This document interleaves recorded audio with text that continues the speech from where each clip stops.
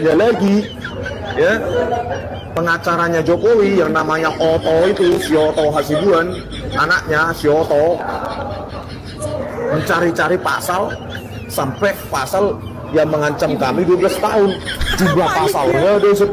Itu hebatnya si Oto Hasibuan itu. Dia kan Oto tau nggak kau bahasa Batak?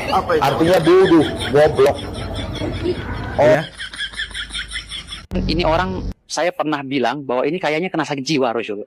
Siapa yang sering membodoh-bodohkan orang tanpa sebab, ya, itu dia sesungguhnya dia yang bodoh.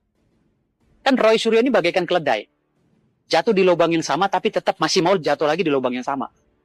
Kebodohan Roy Suryo ini udah sangat maksimal ya.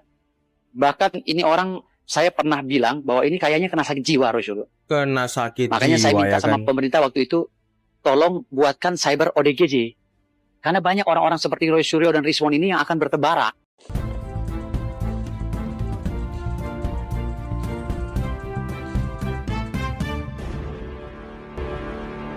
Assalamualaikum warahmatullahi wabarakatuh. Waalaikumsalam Alhamdulillah wa warahmatullahi syukurillah wa ni'matillah wala quwata illa billah amma ba'. Kalau kita melihat perseteruan ya hoax ataupun berita yang merendahkan tentu martabat institusi Universitas Gadjah Mada, maka tentu saya selaku ya bagian daripada pimpinan yang ada di dalam rumah Universitas Gadjah Mada itu ingin sekali melakukan klarifikasi ya. Sebagaimana kita mengetahui di dalam surat Al-Hujurat ayat 6 disebutkan, A'udzubillahi minasyaitonirrajim, bismillahirrahmanirrahim, ya ayyuhalladzina amanu in ja'akum fasikum binaba'in fatabayanu an tusibu qauman bijahalatin fatusbihu ala ma fa'altum nadimin, yang artinya bila kamu didatangi orang-orang yang fasik dengan membawa berita, maka konfirmasilah terlebih dahulu terkait dengan kebenarannya ya, Konfirmasi agar kita tidak menimpakan pada suatu kaum yang mana menjadikan diri kita menyesali atas perbuatan itu karena kita tidak mengetahuinya dengan apa jadi pasti.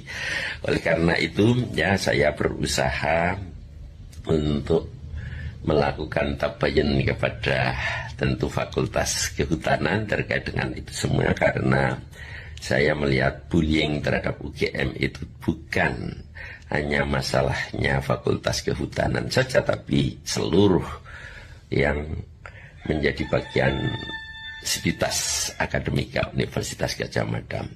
Alhamdulillah pada hari Sabtu ya Pak Dekan beserta jajaran pimpinan, bahkan dekan senior, dosen senior dan alumni ya hadir bersama-sama juga dengan pimpinan universitas untuk menunjukkan kepada kita sekalian ya, para dekan ya, untuk melihat secara langsung terkait tentu dengan dokumen yang berhubungan dengan pendidikan daripada Bapak Joko Widodo itu sendiri.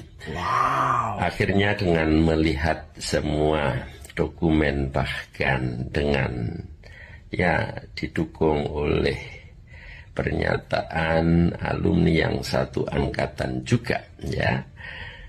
Yang pertama ya, saya melihat semua dokumen yang disajikan oleh Bapak Dekan itu sangat luar biasa, lengkap dan apa jadi asli ya, bukan barang bikinan. Yang kedua juga berdasarkan ya pernyataan daripada alumni yang satu angkatan, terus dosen senior.